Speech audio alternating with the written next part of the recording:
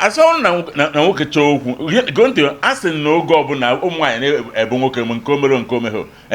ekwo na nwoke dị gute okwe na nwoke dị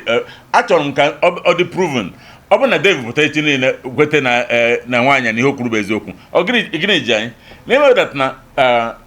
ụmụ nwaanyị na-ebuchi nwoke ọnụ hinne ha na-enye anyị ji na aja anọkọta ebe ha nịkanịka ọ gịnị dị ife a obere ihe ọbụla mere onye ọbụla gbapụtara mkpụrụ nwaanyị n'azụ ihe ọbụla ma mkpụrụ nwaanyị n'azụ o mere kịta rape case enwe last 2 weeks mechara gị skada na-asị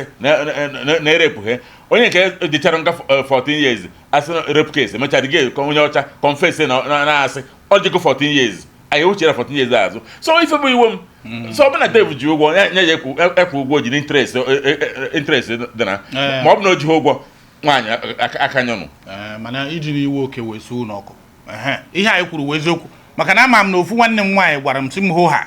na di ya na-etikwa ihe o kama na enwere mbọsị ya na ya na-eme agha na ọkwa ya wee na-eti nwoke ihe o nwoke nọrọkwara onwe ya tigide ihe na-eti ihe na-eti mkpu ozugbo ọ na-anụ ụzọ nkwụ ndị mmadụ na-agbapụtara ya nwa daa na tie n'ogbo onye ahụ apụta esi nwoke nke ihe na-etiri nwaanyị nwoke ọ ga-emepe ọnụ si na nwunye ya na-eti nke a nne dị iche mana ọ bụrụ na Dave maara na ya bụ ihe nwaanyị na-ekwu abụghị eziokwu ịpịnyụ ka ọkụ abụghị orughị ihe na wepụta evidence na mgbe dị etu a na akwụrụ m nwaanyị a 20 million na ihe ahụ wepụta si na ihe arụrụ m na ọrụ hụrụ m ya na evidence a niile o wepụta weta nke gị to kaụnta ihe nwaanyị na-ekwu otherwise ga nye ego ya ka ghara ịdị na-akpụtaghị n'afa iwe mgbe na ikwu Igbo onye Igbo and nne n'anya kịta na o so na the highest ranking minister enyere ndị Igbo ka ghara isi